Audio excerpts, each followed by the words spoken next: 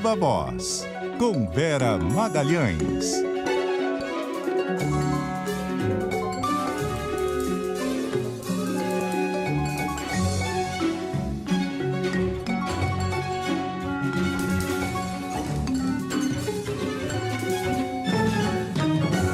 Viva Voz, Vera Magalhães, boa noite. Boa noite, Bocardi, boa noite, Carol, boa noite a todo mundo que nos ouve e nos assiste. Oi, Vera. Vera, começar falando da noite de Lula, do presidente eleito no hospital. Teve alta logo cedo para tratar das questões aí que envolvem a voz. Exatamente, Bocardi. O presidente eleito fez uma pequena cirurgia para tirar uma leucoplasia que ele tinha na laringe, que é uma lesão pré-cancerígena.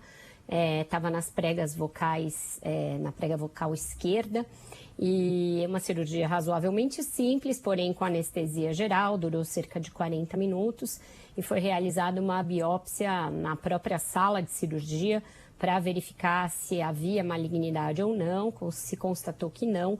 Eu conversei com 2 médicos, um que faz parte da equipe do Sírio e um que também atua com esse tipo de tratamento. Ambos disseram que é muito raro uma lesão desse tipo evoluir para um câncer, mas o tratamento padrão é esse. Um deles me fez uma comparação dizendo que é como quando você encontra um pólipo no intestino e o protocolo é para retirada. Então, com essa retirada e o descanso, o repouso que ele deverá fazer na voz, etc., a expectativa da equipe é a de que ele melhore o padrão vocal de emissão da voz dele, que está bastante comprometido aí, está bastante rouco, bastante desgastado nos últimos meses, e a razão era essa leucoplasia, que é uma placa esbranquiçada que fica nas cordas vocais, segundo me explicaram esses médicos, né? O Lula já teve um câncer de laringe, que foi totalmente tratado, foi tratado à base de radioterapia, quimioterapia na época. Isso ocasionou essa voz mais rouquenha que ele tem hoje em dia, mas houve uma remissão total. Então não houve nenhum tipo de recidiva desde que ele operou. Isso também não é uma recidiva. E a recomendação é que ele fique alguns dias poupando a voz. Não deverá viajar nesses primeiros dias pós-cirurgia, não deverá ir a Brasília. E nos primeiros, pelo menos hoje e amanhã, a ideia é que ele faça silêncio para realmente recuperar as cordas vocais desse procedimento. Transparência sempre bem-vinda, né, Vera? Teve tanto rumor aí sobre o estado de saúde do Lula, também do presidente Jair Bolsonaro. É bom quando as coisas são assim, né? A gente sabe exatamente o que está acontecendo. Exatamente, Carol. O Brasil tem um histórico meio com idas e vindas nessa questão da transparência da saúde dos políticos. A gente teve episódios com pouca transparência, como o do Tancredo, que deixou um trauma nacional. Depois teve políticos como o Mário Covas, por exemplo, que sempre quiseram dar o máximo de transparência possível à sua condição de saúde. O mesmo aconteceu nas vezes em que Lula e Dilma tiveram câncer, também foi tratado com transparência, com notas oficiais, etc. E nos últimos tempos voltamos a ter uma certa opacidade, às vezes em que o Bolsonaro tinha de se submeter a novas cirurgias, era muitas vezes difícil ter informações oficiais, e agora o presidente está recluso no Palácio da Alvorada e não se sabe ao certo se ele está tratando uma erisipela, de que gravidade que como está a saúde dele, se ele está com alguma outra condição que não seja essa, que foi a que o vice-presidente Hamilton Mourão externou. Então, de novo, um certo grau de falta de transparência. No caso do Lula, desde a campanha havia muitos rumores a respeito do estado de saúde dele por conta justamente dessa rouquidão. Ele se submeteu a uma batelada de exames depois do segundo turno que apontaram a presença dessa lesão e agora os médicos soltando uma nota dizendo que a biópsia foi feita em sala e que não apontou malignidade. Então, esperamos que esse procedimento de prestar contas à população seja mantido, porque a saúde do político diz respeito a ele, mas quando ele tem um mandato, como o de presidente da República, que é o cargo mais importante do país, diz respeito também ao conjunto da sociedade. Comum em países aí africanos, enfim, comum esse negócio de ficar escondendo o estado de saúde de presidente é comum em ditaduras, né? Só que fica muito tempo aí no cargo e tal. Ô Vera, falando da economia e essa questão aí da PEC da transição, o Arthur Lira disse que, lembrando que o tempo é muito curto, defendendo o orçamento secreto e por aí vai. Até falei mais cedo aí que já começou a negociação sem o governo tomar posse. Uma negociação muito difícil essa, Bocardi, porque eles estão pedindo uma licença para gastar muito. E o Arthur Lira já coloca o orçamento secreto na discussão, não por acaso, né? Querendo mostrar quais são as condições dele para ajudar na tramitação dessa PEC. Por quê? Aquela expectativa de que a coisa seria muito mais fácil no Senado, e daí a opção por começar a tramitação no Senado, também não se mostrou tão acertada, né? Há vários obstáculos colocados no Senado, a começar pelo fato de que 2 senadores já apresentaram textos diferentes, alternativos ao da PEC do Bolsa Família, apresentada pelo governo na semana passada, e que prevêem licenças para gastar bem menores. Uma delas do senador Alessandro Vieira, apresentada no fim da semana passada, prevendo uma licença para aumentar os gastos em apenas 70 bilhões de reais. E agora uma outra, batizada de PEC da sustentabilidade social e apresentada pelo senador Tasso Gereissati, que fez questão de, antes de protocolá-la, apresentar o texto à equipe de transição da área econômica, que prevê um aumento do teto em 80 bilhões de reais. Então não é que o Bolsa Família seria gasto extra-teto. Ele está incorporando 80 bilhões de reais ao teto e aí, a partir do ano de 2024, o novo teto seria calculado já em cima desse acréscimo de 80 bilhões de reais, então um acréscimo definitivo ao teto, a partir do qual voltaria a ser feito o cálculo do teto dos anos seguintes, mas ele apresenta essa PEC com a justificativa de que é necessário você manter uma ancoragem fiscal, uma previsibilidade, para que isso também ancore as expectativas dos agentes econômicos, dos investidores, dos outros países, etc., e não permita que a dívida exploda e que a relação dívida-PIB passe de 100%, como é a previsão caso seja aprovada a PEC do governo, a PEC que foi apresentada na semana passada. Então, muitas pedras no caminho dessa negociação. Sem o Lula em Brasília, também essa dificuldade aí de fazer definições aumenta. Sem a definição da equipe econômica também, porque, veja bem, o Tasso apresentou essa PEC para os 4 economistas que coordenam o grupo de economia da transição. Mas ele mesmo falou, apresentei para eles, mas eu não sei quem manda. É o Wellington Dias que manda, é o Mercadante que manda, é o Haddad que manda, porque cada um desses pensa muito diferente. Então fica aí essa falta de clareza sobre quem é que está comandando essas negociações e quem é que está dando lastro para essa proposta do governo, que pede um gasto extra-teto aí de 178 bilhões de reais, que não é pouca coisa, é muita coisa, e está se mostrando aí mais difícil do que parecia passar a goela abaixo do Congresso. Agora, Vera, o Nelson Barbosa, que está na equipe de transição, disse que haveria espaço para um gasto fora do teto de pelo menos 136 bilhões sem expansão fiscal, que é um economês aí. Mas o que ele quis dizer foi que há um espaço para se gastar algo equivalente ao que o governo Bolsonaro está gastando nesse ano e que a gente sabe que tem um estouro gigante no teto também, né? Ele está fazendo cálculo em cima da despesa, Carol, e a relação da despesa com o PIB. Então, segundo ele, pelos últimos relatórios emitidos pelo próprio governo, e vai haver um novo amanhã, o gasto desse ano vai equivaler a 18,9% do PIB.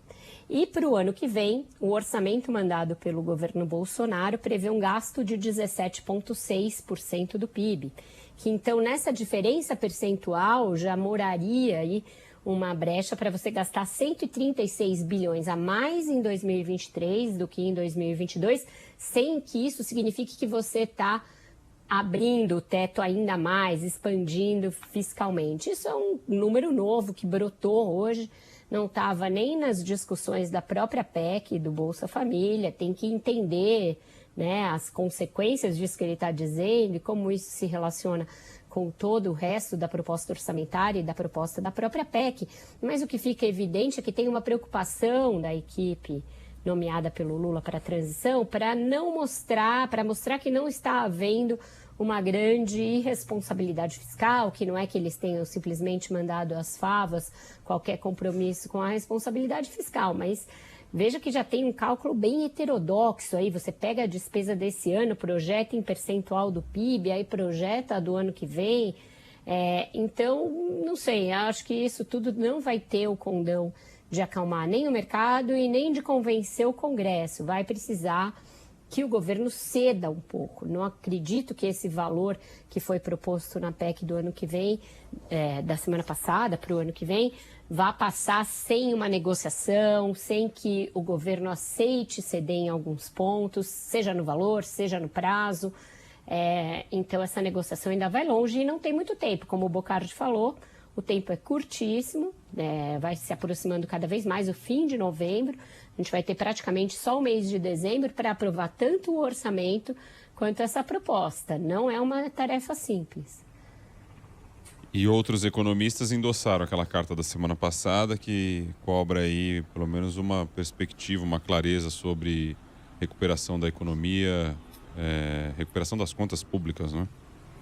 Não, na verdade eles replicaram aquela cobrança do Armínio, do Baixa e do Malan e endossaram o que o governo está querendo fazer, que é gastar com o Bolsa Família, extra-teto, esse novo grupo que é encabeçado pelo Bresser Pereira, ele está contrapondo a carta dos pais do real e concordando com o propósito explicitado pela equipe do Lula de gastar acima do teto, dizendo que isso não representa nenhuma quebra do compromisso fiscal e que é o cumprimento da responsabilidade social expressada pelo presidente na campanha. Enfim, uma réplica ali que vai mais na linha do governo do que na linha do Malan, do Baixa e do Armínio. Bocardi. Vera, ainda nesse campo econômico, a gente chegou a comentar aqui na semana passada a polêmica que foi criada em torno da indicação do Ilan Goldfein para a presidência do BID, né? O ex-ministro Guido Mantega, falando em nome da equipe de transição, à época tentou adiar a votação, queria indicar um outro nome, depois voltaram atrás, o Mantega até saiu da equipe de transição, agora o Ilan está eleito para o BID. Os petistas elogiaram, de fato um nome que não dá para dizer que é bolsonarista, né? Mas o mal-estar também é inegável, né? Ficou um mal-estar que o próprio Ilan tentou dissipar, Carol, porque fez ali um discurso absolutamente conciliatório, disse que está alinhado com as expectativas do novo governo, que ele vê um papel importante do BID nessa redução das desigualdades, no combate à miséria, à fome, etc., no continente. Contribuiu bastante para a eleição tranquila dele o fato da Argentina ter retirado uma candidatura rival que havia. Então, ele pôde transitar com mais facilidade, mais tranquilidade e acabou não surtindo efeito aquela tentativa feita pelo ex-ministro Guido Mantega, admitida pelo próprio Mantega, que diz ter feito telefonemas sugerindo o adiamento dessa escolha para que o Brasil eventualmente pudesse apresentar um outro nome, algo que é totalmente fora dos trâmites protocolares da instituição. É a primeira vez que o Brasil preside essa instituição, isso é importante para o país, é uma instituição de relevo dentro do organograma de multilateralismo e de desses bancos de desenvolvimento. Então, o PT tentou virar essa página. O Alexandre Padilha, ex-ministro da Saúde e um dos cotados para assumir o Ministério da Fazenda na gestão Lula, tratou de fazer vários elogios ao Ilan no Twitter, para justamente que não ficasse uma coisa que se deu à revelia do governo eleito, mas ele recebeu uma saraivada de críticas, inclusive de filiados petistas, dizendo que como assim, que era um absurdo ele endossar um nome dos mais conhecidos neoliberais brasileiros, etc. Então isso mostra que tem ali um mal-estar dentro do PT, mas a ala mais próxima hoje ao Lula e mais alinhada com essa tentativa de ampliar o espectro da interlocução econômica do governo, tentando tirar da frente esse incidente com o Manteiga, que foi um incidente lamentável e que aparentemente não contou com o aval do Lula, foi uma coisa meio da cabeça dele. Ele disse, quando deu uma entrevista à Globo News, que ele comunicou o Lula a respeito do que ele iria fazer, mas a gente não viu nenhuma declaração, nenhuma entrevista do presidente eleito e nem dos seus assessores econômicos mais próximos na mesma linha de que deveria ser adiada a escolha. Então, acabou ficando algo na conta do próprio Manteiga. E agora o PT, pelo menos pelos seus interlocutores mais moderados ali, fazendo elogios à escolha do brasileiro para presidir a instituição. E o clima aí de divergência pesada continua, com manifestações golpistas também em ação. Lucardi, o fim de semana foi bem esquisito nesse capítulo, nessa seara, porque ele começou com umas notas estranhíssimas do vice-presidente Hamilton Mourão nas redes sociais, dando aval a esses golpistas que insistem em manter essas manifestações contestando o resultado das eleições. Depois veio à tona, no fim de semana, um vídeo em que o general Braga Neto, saindo do palácio, se encontra com aquele pessoal do cercadinho e dá a eles ali uma série de... como que eu vou dizer, incentivos para que eles continuem onde estão, e uma coisa meio, não vou falar com a imprensa agora, mas olha, eu posso falar pouco para vocês agora, mas posso dizer que continuem. Então, uma conversa, um papo brabíssimo ali, esquisitíssimo, que vem de um general que era vice na chapa de Bolsonaro. O Rodrigo Rangel, colega nosso, que hoje está no Metrópolis, divulgou que o QG da campanha do Bolsonaro é hoje uma das sedes em que os líderes dessas manifestações comparecem. Então, tudo muito estranho. E também a volta de bloqueios em estradas. A Polícia Rodoviária Federal, por meio da sua assessoria de comunicação, classificou os novos bloqueios em Santa Catarina, por exemplo, como bloqueios cujos métodos se assemelham a terrorismo doméstico, pelo uso ali de material bastante perigoso, pelo fato das pessoas estarem encapuzadas, de fazerem as suas ações à noite de forma mais violenta. Então, a gente tem aí alguns indícios de radicalização de um movimento que não é democrático. O presidente do TSE, ministro Alexandre de Moraes, ele também ministro do Supremo, ordenou o cancelamento do passaporte do ativista Alan dos Santos, que tem a prisão preventiva determinada desde 2021 e está foragido nos Estados Unidos e que, de alguma maneira, encabeçou aquelas ações violentas também contra os ministros do Supremo em Nova York na semana passada. Então, com o passaporte cancelado, ele não pode entrar e sair dos Estados Unidos, e ele passa a estar numa lista de cidadãos que não têm documentação, que estão ilegais, portanto, nos Estados Unidos. E ele também cobrou algo que ele já tinha pedido, que é a sua inclusão na lista dos foragidos da Interpol.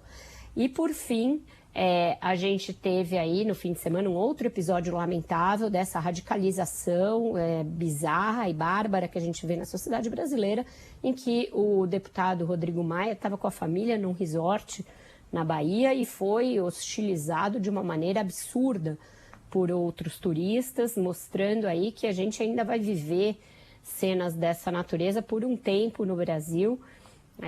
E que o fato das autoridades incitarem de alguma maneira esse tipo de golpismo que já se passaram várias semanas desde a eleição e continua nas ruas, isso cria um caldo de cultura para incidentes como esse, que são de tudo lamentáveis. Ô Vera, ainda teve o ministro do Tribunal de Contas da União, Augusto Nardes, também num áudio esquisitíssimo, dizendo que haveria um movimento forte na caserna, um desenlace imprevisível. Depois ele divulgou uma nota dizendo que foi mal interpretado, que não apoia movimentos golpistas, mas era um áudio também bastante estranho, né? Muito estranho, porque deixa no ar essa possibilidade aí de que as Forças Armadas embarquem em qualquer tentativa de questionar as eleições, Carol. E teve também o vai e vem do presidente do PL, o partido do presidente Jair Bolsonaro, né, Valdemar Costa Neto, porque uma hora ele diz que o partido vai questionar o resultado das eleições, depois diz que vai questionar só algumas urnas, mas eu pergunto, essas urnas que ele vai questionar anulam os votos para deputado do PL também? É isso que a gente pode entender, porque fez a maior bancada nas mesmas urnas que elegeram o presidente Lula. Então, já passou da hora de ter um fim isso. Nos Estados Unidos, a gente viu até a posse, a persistência de um golpismo e de um questionamento golpista às eleições. Resultou no que resultou, um movimento de invasão do Congresso com mortes. Então, a gente espera que aqui isso seja estancado antes e que o presidente da República, o vice-presidente da República, o presidente do PL, todas essas pessoas tenham responsabilidade com a Constituição e com os seus cargos e parem com esses flertes com insurreições e desordem institucional. E um detalhe, né? Nesse momento em que estão acontecendo esses atos, a Polícia Rodoviária Federal sem dinheiro para fazer manutenção em viatura, a Polícia Federal sem dinheiro para emitir passaporte, que está para fazer outras operações, né? Duas instituições que sempre foram super caras, né? Valorizadas pelo governo, agora estão aí abandonadas justamente no momento em que deveriam estar coibindo esse tipo de ação, né? E aí, Carol, a despeito disso que você está falando e que é verdade, acaba de sair no DO um belo mestrado para o diretor da PRF, o Silvinei Vasquez, que é investigado, inclusive, que acabou de receber uma autorização para 144 mil num mestrado com pernas no Chile e na Espanha, tudo pago por mim, por vocês, para fazer um mestrado em alta segurança no Chile e em Madrid, na Espanha. Que beleza, hein? Tá precisando aprender alguma coisa mesmo. Qual é a música, hein? Olha, a música é uma homenagem aí ao time que largou melhor por enquanto na Copa, a Inglaterra, goleou, né, 6-2 hoje, e o Echo and the Bunnymen e outros artistas ingleses gravaram um hino aí de incentivo à seleção inglesa, que é esse que a gente vai ouvir. Eu achei que ficou bem legal, sou fã de Echo and the Bunnymen, então sou suspeito.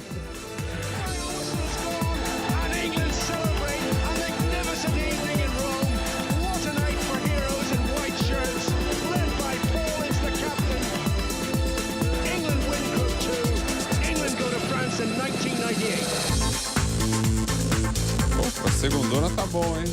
Toda eletrônica, é Copa, Boca. É Copa. Show demais. Ninguém me chamou aí pro bolão da firma, mas tô no clima da Copa aqui. Eu também não participei de bolão não, Vera, tô por fora. Quem é o líder? Você tá liderando o bolão? Eu terceirizei para os meus filhos o placar e os caras estão liderando, junto mas com o Teco Medina. Opa, meu nome, meus filhos. E junto com o Teco Medina na liderança. Vamos lá, amanhã a gente vira esse negócio. Então tá bom, Valeu. gente. Tchau, até amanhã. Tchau.